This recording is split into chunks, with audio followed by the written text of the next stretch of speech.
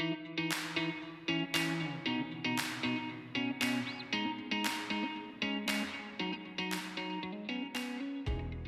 welcome to our podcast today. Our guest today is Avi Solomon, who is the CEO of Pulse CRE. The company specializes in creating AI-powered pitch decks that are designed to convert potential clients and investors. His work includes using advanced AI tools to enhance the visual and interactive elements of presentations, making them more engaging and effective. His expertise includes data visualization using AI to create dynamic and interactive graphs, coding assistant developing detailed and user-friendly pitch decks, image enhancement utilizing AI tools to upscale and improve image quality, and AI chat integration working on integrating AI chat features for investor interactions. So that's who he is. The big question you might ask is, why is he appearing on my podcast? Well, I stumbled across Avi through a LinkedIn connection. And I don't usually respond to these because I get hundreds of people telling me that they can help us change the world and all that sort of thing. But for some reason, whatever he did was compelling. And so I clicked on it, looked at what he was doing, and I thought, wow, there's so much talk about the power of AI and so little demonstration of how people are using AI that I thought it would be fascinating to have somebody who's an expert on the utilization of AI for pitch books, which is such an important part of the way our business is run. Either you're pitching a deal, or you're pitching a fund, or a separate account, or some kind of investment offering, but we're constantly using pitch books. And he has a unique, different way of putting them together. So I thought I'd share it with you. And I should note, this is not a paid podcast. He's not paying us for this. This isn't a paid commercial. It's just us wanting to share something we stumbled across and we thought was pretty cool that we thought you might enjoy. So stay tuned, and I'll turn it over to Avi to let him demonstrate a sample of the kind of work that he does. Avi, it's yours. Amazing. Thank you very much, Geoffrey. I really appreciate that. It was a kind intro. So, I mean, look, you said it, but I guess by way of introduction from our end is that the way that our company kind of was formed or started was because I was a capital raiser myself, right? And I would be presenting very large deals to very large investors.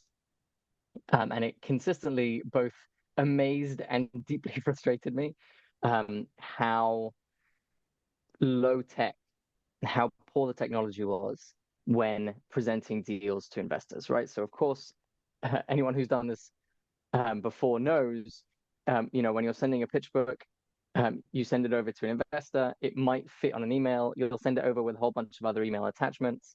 And it will be on a PDF, and it will be 50 plus pages long. And it's the kind of thing that an investor is very unlikely to read through in its entirety. And that in and of itself is frankly ridiculous. And it made my job as a capital raiser very difficult. And I think anyone who's a capital raiser on listening to this, it could probably resonate. So as you mentioned, with the AI experience that I have, with some of the design experience that I have, and with this kind of capital raising and deal analysis experience that I have, I realized like there's a much, much better way of doing this. And we built it. And that's essentially what this is. So I'll run through a quick sample, quick demo. We can discuss the implications of it as we go. But what I want people to notice really is a couple of different things. The first thing is that it's really kind of the three hurdles that an investor is going to face, or that you're going to face when pitching to an investor. And that really is grabbing their attention. You want to be able to capture their attention. Obviously, investors are seeing, many of these a day, just like you were saying with the LinkedIn messages, right? People are sending, many, many deals a day to especially the kind of high level sophisticated investors. You need to be able to grab their attention and keep it. That's kind of point number one. Point number two is you want to give them access to as much information as possible, hence maybe the 50-page PDFs, but significantly without overwhelming them in the process. And you want to give people the chance to learn about your deal at the pace that they want to, and kind of click through to the areas that they want to explore. And that's I guess a little bit of a hint as to how we formulate and format these these decks. And finally, you want to drive action, right? You want investors and you want users to be interacting and utilizing from their end the deck. You don't want it to be just a reading experience where you're spitting information and they're supposed to be absorbing it.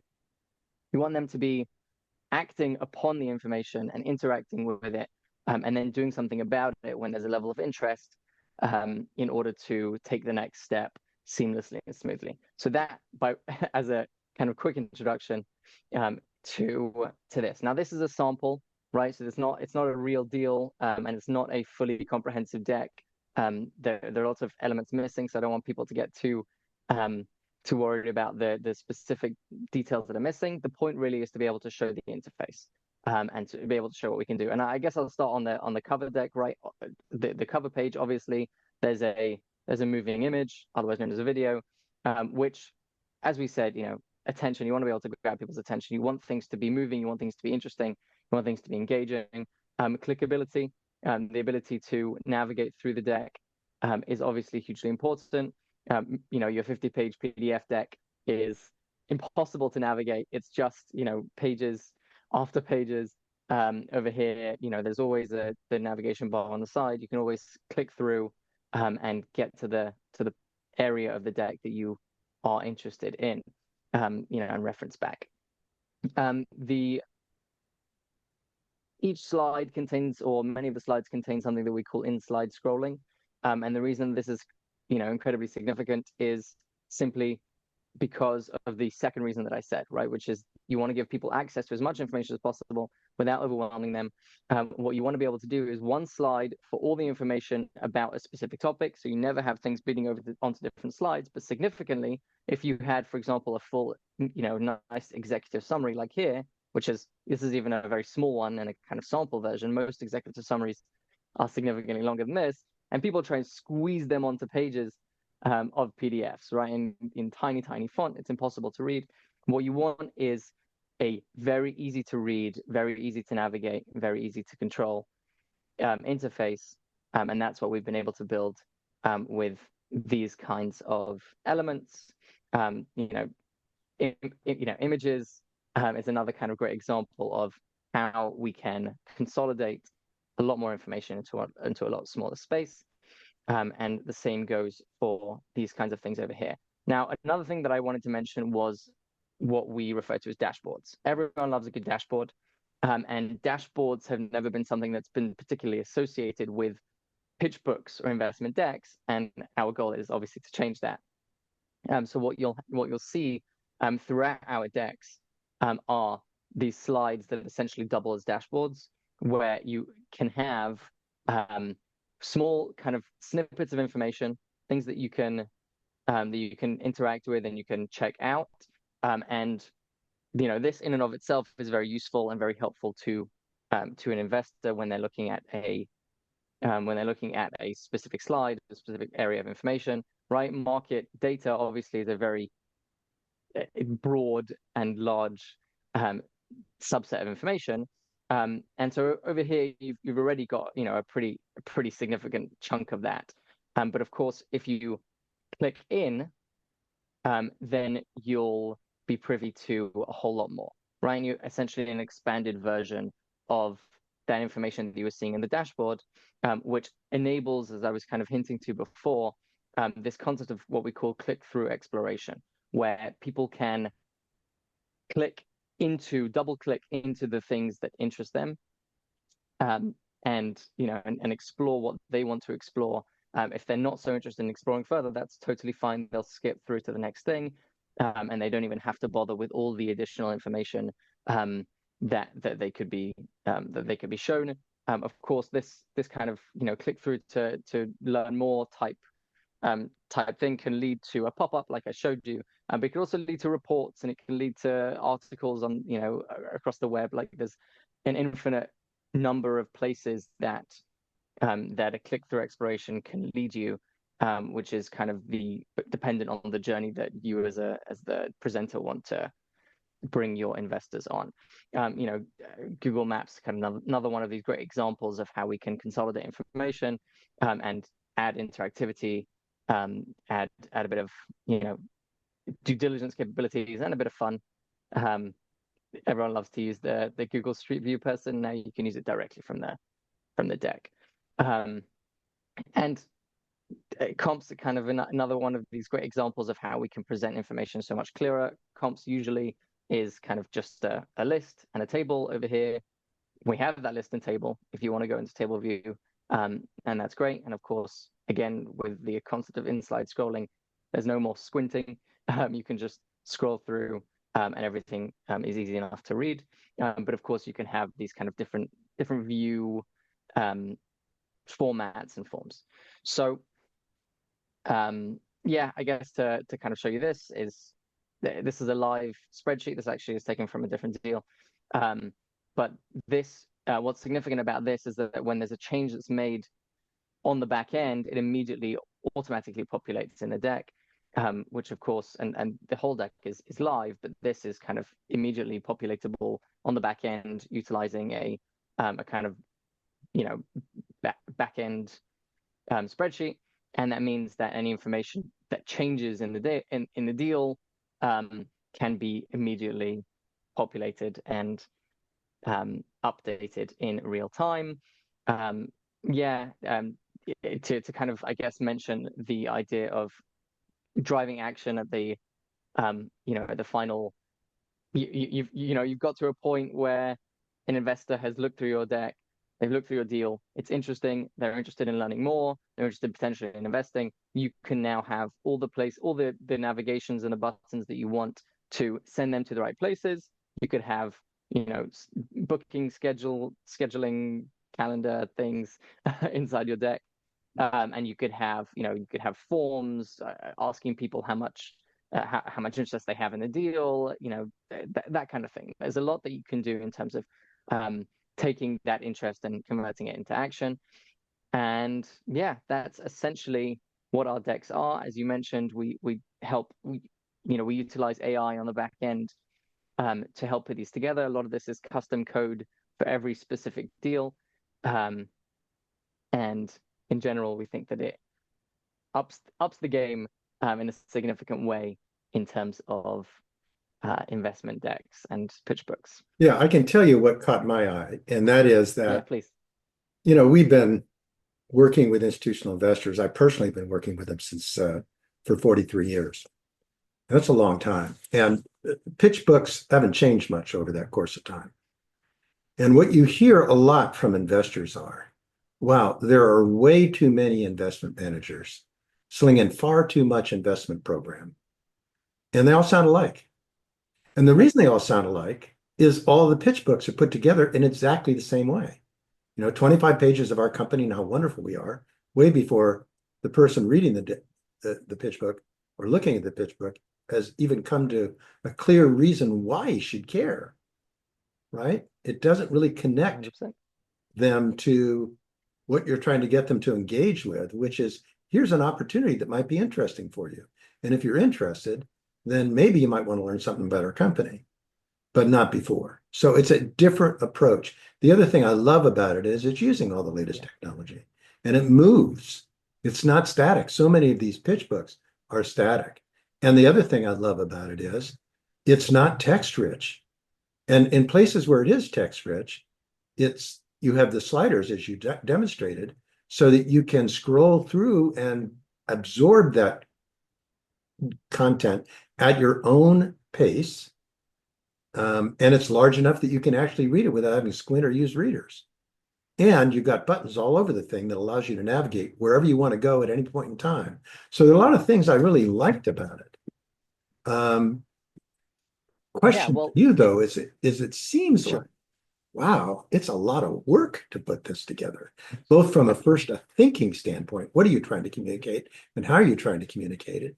And secondly, putting all the elements together, all the tools together. How long does it take to put one of these together?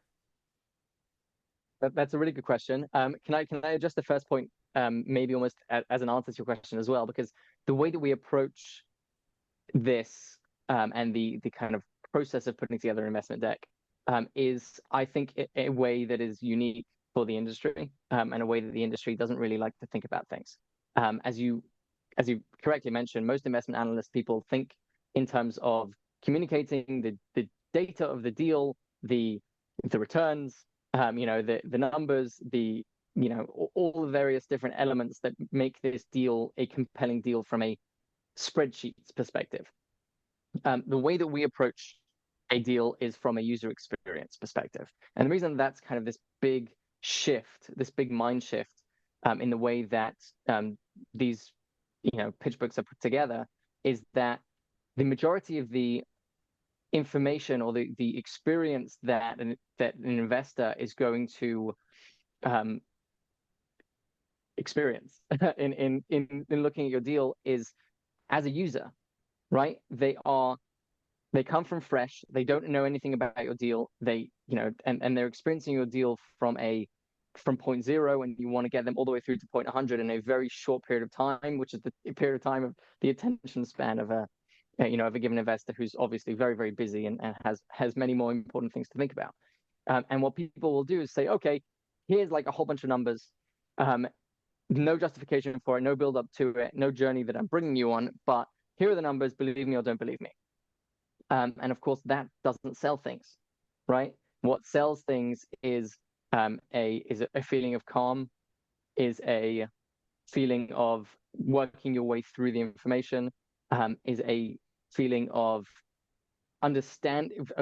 going at your own pace to understand the information, right? And you can build through that very quickly if you're an investor, especially if you're an investor who's looked through many, many, many deals before. But the idea is to really start from zero and to build upon the kind of layers and the levels of information in order to get to the point where the investor says, okay, now show me the numbers, and now I understand why the numbers are what they are, and I can make a judgment call as to whether I believe them or not, or I think this deal is a really good deal or not, as opposed to these as we mentioned and you correctly identified, people just kind of throw out a whole bunch of stuff. They throw out all this information in an attempt to, I don't know, look impressive, maybe, to look as though there's a serious amount of analysis, and it comes at the expense of the user experience rather than as a complement to it. I think it's more of a pattern of this is the way it's always been done. And so people get into a rut. And, there's an old saying, even a fur-lined rut, it's still a rut. It's comfortable because we're comfortable with it. This creates a lot more thinking, a lot more thought, a lot more strategy. But if it's going to be more effective in moving the needle for, getting an investor to take action, then it's going to be worth the extra effort. I also noticed when you're talking about engineering the user experience, most pitch books are designed from the perspective of the investment manager, not from the perspective of the investor. Exactly. What you've done is reverse the field and really thought about the user experience. In many ways, it's a very Steve Jobsian way of thinking about things because he was all about user experience. He would say you start with the user experience, then you work backwards into the technology, not the other way around. And that seems to be somewhat of what you're doing. Yeah, would you agree? I'm working on getting the turtleneck going. I haven't quite taken that leap. I think that's exactly right. That's exactly right. And it almost, I think, came from a perspective of naivety, or a different way of thinking about it. Because as you very correctly identified, it's been done this way for 30 years. PDFs were introduced into the market 30 years ago. It's been done this way for decades. And people are very resistant to change. And it's very difficult to see things from other people's perspectives. It just is. And I think our team, we came from a perspective of relatively young, investment managers and brokers, and we just questioned the premise, and that kind of led us to here. And thankfully, the market seems to have agreed with us. This is a really effective way of communicating. Now, the pitch book. I wanted to answer your previous question, Geoffrey, of how long it takes to put this together. The answer is it takes a little while. It takes a lot of thought. It takes a lot of kind of back end engineering and architecture. We've got it down to kind of somewhere between 5 and 7 business days. That's kind of our turnaround time in the company. But it takes a lot of thought and takes a lot of expertise, if I can say so. Yeah. Now, what you presented is a deal book for a property sale, correct? Yeah. And could you also easily adapt this technological approach and user experience focus for presenting a fund offering or a separate account offering or something of that nature? Yeah, the answer is absolutely. And we can think even way beyond commercial real estate. We've actually worked with some startups to create startup pitch decks as well. We have considered we're in talks with some kind of management consultancy companies who are putting together complex presentations for their things. Um, the answer is what we've built and the way that we're thinking about presentations as a whole really applies to anyone who's putting together complex analytical information sharing presentations. So, what we kind of joke that PowerPoint is wonderful if you're giving a presentation about pandas and you want to put up a picture of a nice, cute, cuddly panda on the screen, and while you talk about pandas. And that's great because there's no complex information sharing involved in the presentation. The presentation is simply a visual aid to aid your presentation that you're giving verbally. And that's the perfect use for PowerPoint and for kind of PDF style static presentation technology. And the fact that it's been adapted to very complex, very data heavy, story, building and kind of narrative constructed presentations that require, a lot of complex information sharing, it just doesn't really translate over very well. And that's so anything that's a complex information, a set of complex information. So yes, property, investment sales, all the way through to capital markets, capital raises, through to fund capital raises, both from a property perspective, but also private equity or venture capital or private lending or anything really. That's this complex set of information that's has to be organized into a few different sections because a lot of information to share. That's what we're capable of doing. So the technology is exceptionally versatile, and we come from a property background, from a commercial real estate perspective, which is why this is kind of the market that we've really dug our heels into. But that in no way is to say that we're not currently branching out and thinking about branching out even further. Yeah. Okay. Well, we could talk all day about this. And what I would like to suggest to the people that are tuning in is one of the things that investors are always saying is it's really difficult to differentiate between investment managers. Another thing they say is the first cut is always fit. How does what you're marketing fit within the context of what we're trying to accomplish?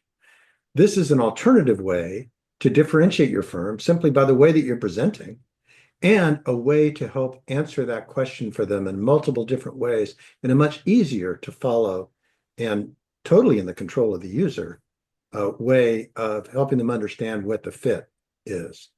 And sometimes there is no fit, as you know, but it'll help them get to that decision a lot faster. So what I would encourage you to do is connect with Avi. You can reach him at pulsecre.com. I believe your contact information is on the website. So again, it's pulsecre.com, all one word. And have a conversation, explore this a little bit further, find out if this is right for you, because I can see this as really being transformative for the way in which people present deals and investment offerings moving forward. And my guess is there'll be other people doing this. Why not get in early and take an early leader's advantage? Thanks for tuning in. Exactly. Avi, thank you. Thank you, Geoffrey.